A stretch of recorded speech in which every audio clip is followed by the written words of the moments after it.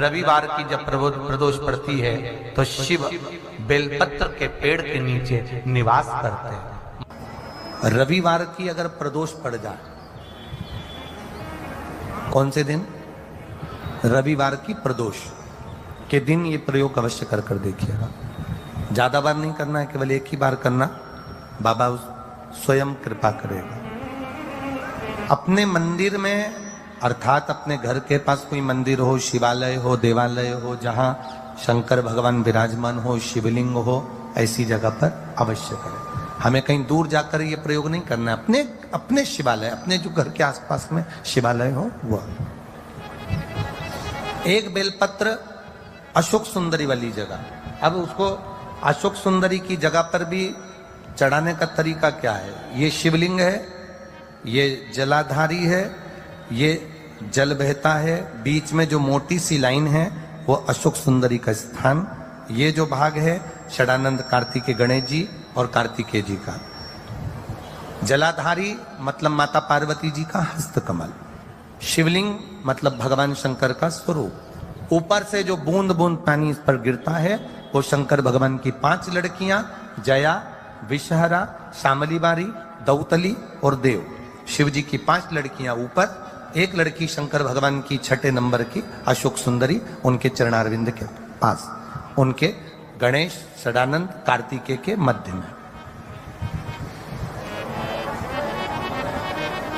जब हम बेलपत्र चढ़ाएंगे तो उस बेलपत्र को चढ़ाते समय आपकी जो बेलपत्र की डंडी है वो बेलपत्र, रविवार प्रदोष के दिन का ये उपाय है महाराज, ये बेलपत्र की जो डंडी है, इस डंडी का भाग शिवलिंग की ओर होना चाहिए। ये जो डंडी है इसका भाग अशोक सुंदरी पर जब चढ़ाएंगे तो शिवलिंग की ओर इसका भाग होगा महाराज। दूसरी, बेलपत्र को जब हम समर्पित करेंगे तो जलाधारी का जया, विषहरा, शामरी बारी, दौतली, देव। मान लो जलाधारी ऊपर नहीं है शंकर जी के, तो उसका स्मरण कर कर 5 कन्याओं का नाम लेकर जया, विषहरा, शामली बारी, दौतली, देव, इनका स्मरण कर कर शंकर भगवान के शिवलिंग पर बेलपत्र रखेंगे। बेलपत्र कहाँ रखना है? आप अगर यहां बैठे हो तो आपके विपरीत में डंडी का मुख होना चाहिए। ये बेलपत्र की जो डंडी है इसका मुख आपके विपरीत में हो। आप यहां बैठे हो तो डंडी उधर होगी, आप इधर बैठे हो तो डंडी का मुख इधर होगा, आप उधर बैठे हो तो डंडी का मुख इधर होगा। आपके ठीक विपरीत की ओर डंडी का मुख हो। ये 2 जगह बेलपत्र समर्पित करने के बाद तृतीय बेलपत्र शिवलिंग की जो जलाधारी है, जहां पर भगवान शंकर का शिवलिंग रखा है, वहां स्पर्श कराकर, केवल छुआना है, स्पर्श कराकर बेलपत्री के पेड़ के नीचे ही कोई कंकर हो, कोई शंकर हो या कोई मिट्टी का ढेला हो, नी हो, तो वहीं मिट्टी को थोड़ी सी ऊंची कर कर एक बेलपत्र बैठकर इस बेलपत्री की डंडी जड़ की ओर, मतलब जो वृक्ष होता है उस ओर इस डंडी का मुख होना चाहिए। ये 3 रविवार के प्रदोष के दिन शंकर भगवान पर चढ़ाई गई बेलपत्र से हमारा गया हुआ धन भी पुनः आने का रहता है और हमारा जो व्यापार बार बार बंद हो रहा है, शिव की कृपा से एक बार चालू तो चालू हो ही जाता है। प्रदोष के दिन अगर मालूम पड़े रविवार का जब प्रदोष पड़ता है ना, तो कहीं आपके घर में सूखा बेर भी रखा हो, बोर रखा हो, तो शिव जी को चढ़ा देने से रोग बीमारी समाप्त होती है। रवि प्रदोष है, कहते हैं रविवार का यदि प्रदोष पर्व पड़े ना, और शिव जी को 3 चीजें रवि प्रदोष के दिन दी जाती हैं। पहले नंबर पर 1 लोटा जल, दूसरे नंबर पर प्रदोष काल में दीपदान, और तीसरे नंबर पर भगवान शंकर के नाम का उच्चारण। पंचाक्षर मंत्र या षडाक्षर मंत्र या श्री शिवाय नमस्ते।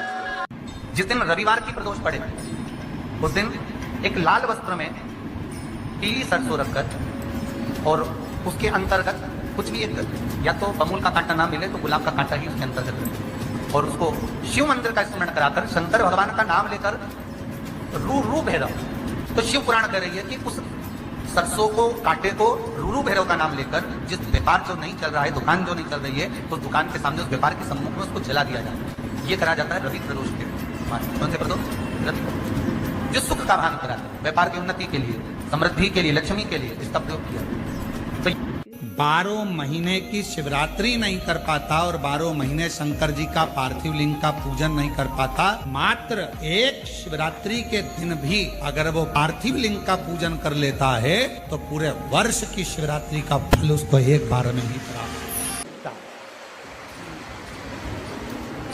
भले 20 साल हो गए, 22 साल हो गए, 25 साल हो गए, डॉक्टर ने मना कर दिया नहीं होगा, फिर भी आप बाबा पर भरोसा, बोल बम का नारा है, आप विश्वास के साथ शिव की आराधना करिए।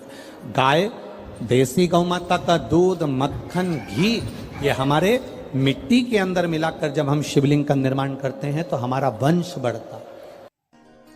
किसी व्यक्ति ने अपनी जिंदगी में एक नियम बना लिया कि मुझे प्रदोष के दिन बाबा देवाधिदेव महादेव को एक कमल का पुष्प चढ़ाना। और कई मौसम ऐसा होता है कि उसमें कमल का पुष्प नहीं मिलता तो कमल गट्टा बाजार में मिलता, देखा है आप लोगों ने, काला कलर का होता है कमल गट्टा।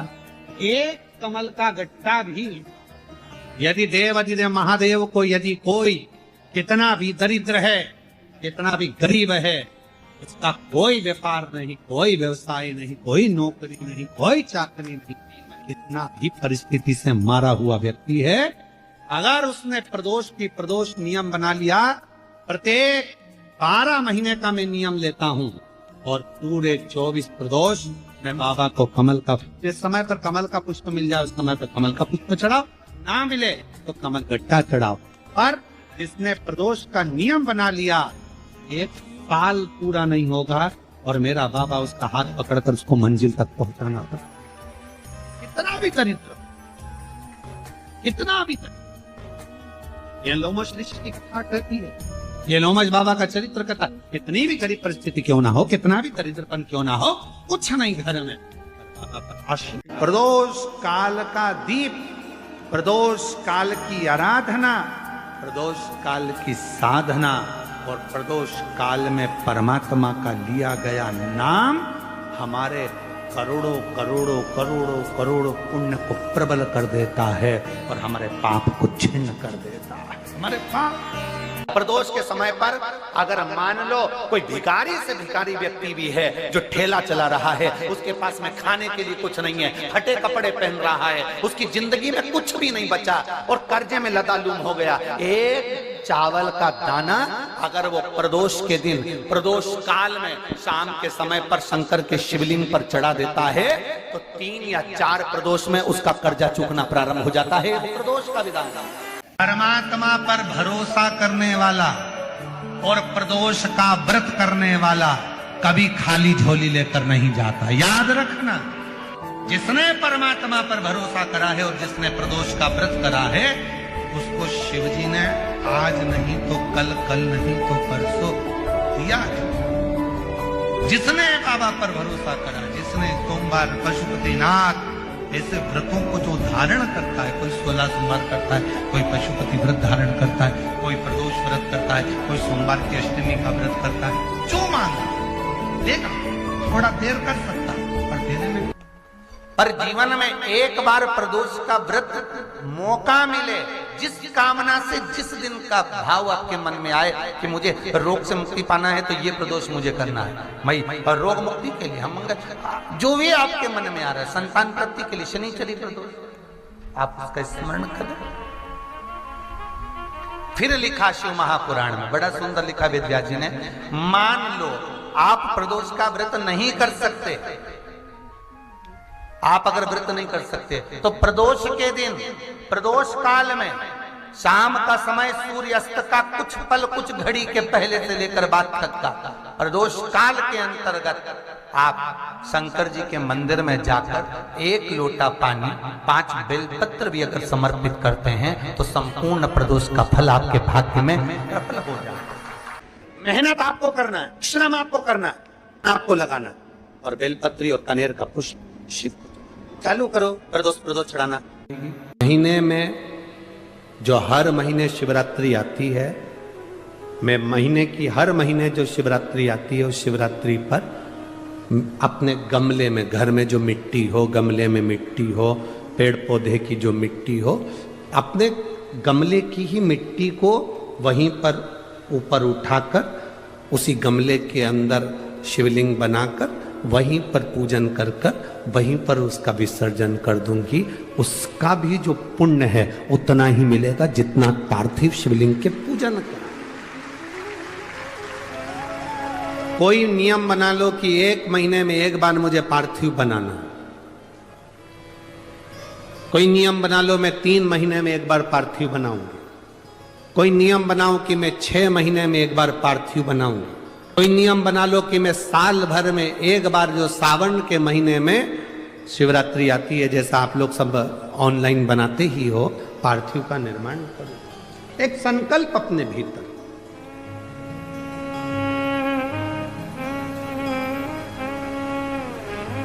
संकल्प का फल बाबा क्या देगा ये आपको बाद मालूम पड़ेगा। वो क्या देगा आपको वो बाद मालूम पड़ेगा। हे गंगाधार मुक्ति द्वार ओंकार तू, बोले ओंकार तू, आयो शरण तिहार शंभो तार तार तू। एक संकल्प अपने भीतर होना चाहिए। जब हम संकल्प ले लेते हैं तो पूर्ण वो करता है और उसका फल भी बहुत देता है।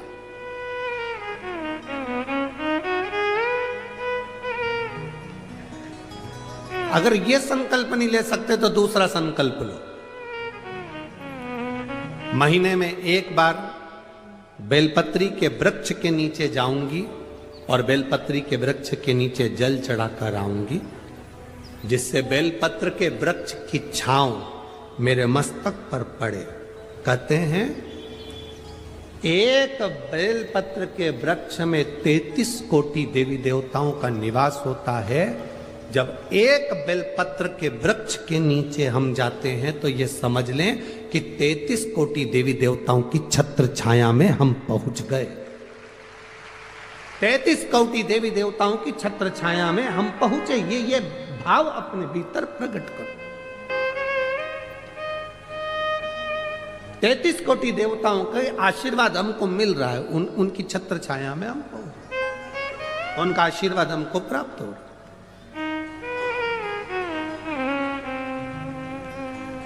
एक संकल्प अपने भीतर होना चाहिए।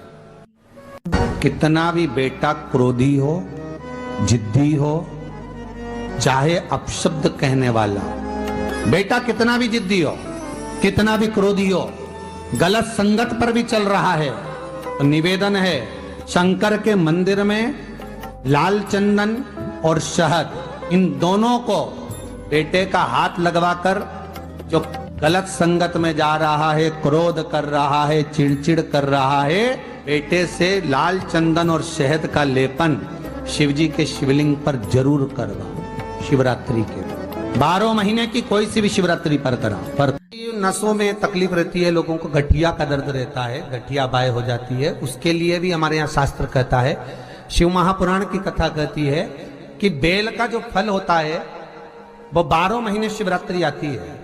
12 महीने शिवरात्रि को बेल का जो फल होता है उस फल को सुखा कर रख लो और 12 महीने की शिवरात्रि पर शंकर भगवान के शिव मंदिर में दोपहर के ठीक 12 बजे जाकर शंकर को समर्पित करो।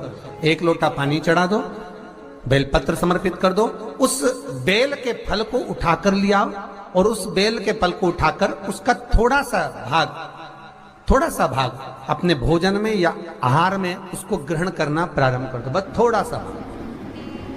जो गठिया का दर्द होता है, नसों में जो तकलीफें होती हैं, वो तकलीफें मिटना प्रारंभ हो जाए। बस थोड़ा। जो कर्जे में डूबे हैं ना, बहुत कर्जा देना है गुरुजी, बहुत तकलीफ में जिंदगी चल रही है। हम बहुत जगह जाते हैं, प्रार्थना करते हैं, निवेदन करते हैं, बहुत जगह जाकर दूध के अंदर कुछ मात्रा में शक्कर मिलाकर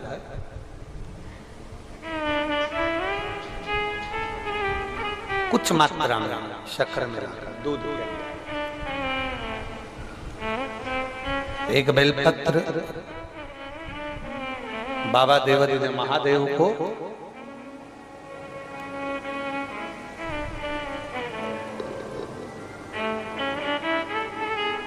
भगवान शिव को जब आप समर्पित करें तो जैसे ये शिवलिंग है और शिवलिंग की जो जलाधारी है, जलाधारी की ओर इस डंडी का मुख हो, जलाधारी की डंडी की जलाधारी की ओर इस डंडी का मुख हो। ये से जलाधारी इधर है तो ये डंडी का मुख शिवलिंग पर इधर की ओर। दूध में कुछ मात्रा में मिली हुई शक्कर आप समर्पित करिए। बेलपत्र की डंडी का मुख इधर, जलाधारी की ओर जल चढ़ा, दूध चढ़ाया, शक्कर मिला हुआ और दूध चढ़ाने के बाद में एक छोटे से पात्र में उस दूध को झेल लीजिए, फिर बाद में जल चढ़ाया। पहले पात्र में दूध को झेल लिया, उसके बाद में जल चढ़ाया, फिर जल चढ़ाया। वो जो दूध लेकर आए उसका एक बिंदी अपने दरवाजे पर या अपनी अलमारी पर या अपने व्यापार के स्थान पर दूध की एक उंगली, मात्र उतना ही दूध लेकर, उसको पीना नहीं है, उतना ही दूध लेकर आना है, केवल एक उंगली जो लग जाए द्वार। और थोड़ा मंदिर से थोड़ा जल्दी आने का प्रयास करना, क्योंकि वो दूध का जो पात्र है ना, कई लोग बहुत चतुर होते हैं, वो सूख जाता है तो उसमें एक्स्ट्रा पानी मिला लेते हैं, जिससे गीला हो जाए फिर चिपका देते हैं। दुनिया में चतुर लोग बहुत सारे पड़े हुए हैं। थोड़ा जल्दी आ जाओ मंदिर से, जिससे वो दूध की एक बूंद जो दूध लेकर आए हो वो सूखे ना।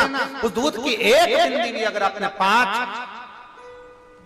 शिवरात्रि कर लिया, 5 शिवरात्रि के बाद बात करेंगे कि कर्जा कितना रह गया और कितना चूका, फिर बात करेंगे, बात विचार कर।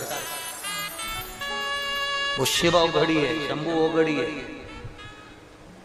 दूध में शक्कर मिलाकर चढ़ाने पर या गुड़ मिलाकर चढ़ाने पर या शंकर भगवान को जो अपन दूध में थोड़ी सी मिष्ठान डालकर जो दूध चढ़ाते हैं ना, उसका फल कितना होता है आप शिव महापुराण में उसको पढ़ सकते हैं, उसका स्मरण कर सकते हैं, उसका अध्ययन कर सकते हैं। केवल 3 शिवरात्रि। कितनी शिवरात्रि? केवल 3 शिवरात्रि। हर महीने शिवरात्रि आती है। किसी भी शिवरात्रि पर, प्रत्येक महीने शिवरात्रि आती है, किसी भी 3 शिवरात्रि पर लाल चंदन बीच वाली पत्ती पर लगाकर, अशोक सुंदरी का स्थान छुपाकर, नंदीश्वर का नाम लेकर भगवान शंकर को अपने दिल की बात कहकर समर्पित कर दी जाती है। और उसी बेलपत्र को कुछ क्षण तक रखने के बाद मंत्र का स्मरण कर कर श्री शिवाय नमस्तुभ्यं बोलो, पंचाक्षर मंत्र नमः शिवाय बोलो, षडाक्षर मंत्र ओम नमः शिवाय बोलो, चाहे महामृत्युंजय मंत्र बोलो, जो तुमको याद हो उस मंत्र का स्मरण कर कर उस बेलपत्र को वापिस उठाकर अपने घर पर लाया जाता है।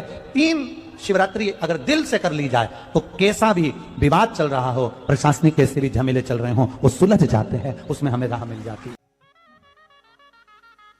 सारे देवता रोज भ्रमण पर नहीं निकलते।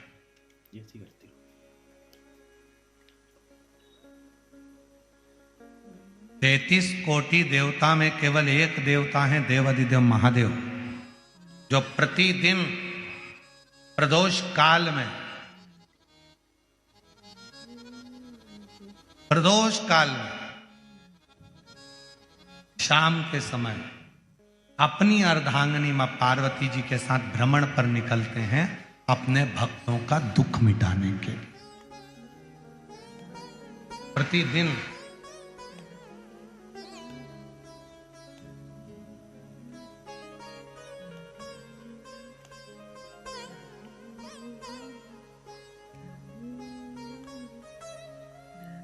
पहले दिन की कथा में श्री प्रकाश भाऊ जी की धर्मपत्नी श्रीमती दीना जी, प्रकाश जी, धारीवाल जी ने प्रश्न किया था उनके घर पर कि प्रदोष करना है, तो पहले तो मेरा निवेदन है कि प्रदोष को समझें कि प्रदोष का मतलब क्या। संसार का कोई मनुष्य कितने भी दोष कर ले, उसकी जिंदगी के सारे पाप उसने जितने भी करे हों, यदि प्रदोष का दिन है जिस दिन प्रदोष है उस दिन यदि उसने व्रत धारण करा, केवल एक दिन ऐसा होता है प्रदोष का जिस दिन 33 कोटि देवता और 64 योगनियां भी भगवान शंकर के सामने अपने मन की बात कहने के लिए प्रदोष काल में खड़े होते हैं और शिव जी अपने हाथों से उनके दुख मिटाते मिटाते जाते हैं। वो प्रदोष का व्रत होता है। वो का विस्तार से तो वर्णन हम करेंगे बीच में, पर सारे दोषों को जो समाप्त कर, सारे दोष, सारी तकलीफ, तुम्हारी जिंदगी के जितने जितने तुम्हारे दोष हैं इस जन्म के उस जन्म के सारे। और जब भगवान शिव से आप निवेदन करते हैं, प्रार्थना करते हैं, उनसे अपने मन का भाव कहते हैं, प्रार्थना करते हैं, निवेदन करते हैं, तो शिव उसको स्वीकार करते हैं। शिव स्वीकार। खड़े हैं देवता, भगवान शिव नेत्र बंद करके बैठे, भगवान विष्णु, भगवान ब्रह्मा सब देख रहे हैं, इंद्रदेव पीछे खड़े हैं और पीछे से देख रहे हैं। उनको मालूम है नहीं मिलेगा, नहीं मिलेगा ही नहीं। पर तभी भगवान नारायण ने फिर जमकर हर हर महादेव कहा। ब्रह्मा जी फिर बोले हर हर, और भगवान नारायण ने और भगवान ब्रह्मा ने 3 बार ताली का जो नाद किया। चंड ने भगवान शिव को सूचना दी। सूचना देकर भगवान शंकर के नेत्र खुल गए और शिव जी के जैसे ही नेत्र खुले, बाबा ओ घड़दानी ने, भगवान शंकर ने नेत्र खोलते ही सामने खड़े हुए भगवान विष्णु। आज की प्रेमानंद जी की शिव पुराण सुनने के लिए आप सभी का बहुत बहुत धन्यवाद है। अगर आपको आज की वीडियो पसंद आई हो तो वीडियो को लाइक कर लीजिए और कमेंट्स में श्री शिवाय नमस्तुभ्यम लिखना ना भूलिए। जल्दी मिलते हैं अपनी अगली कथा में, तब तक के लिए धन्यवाद।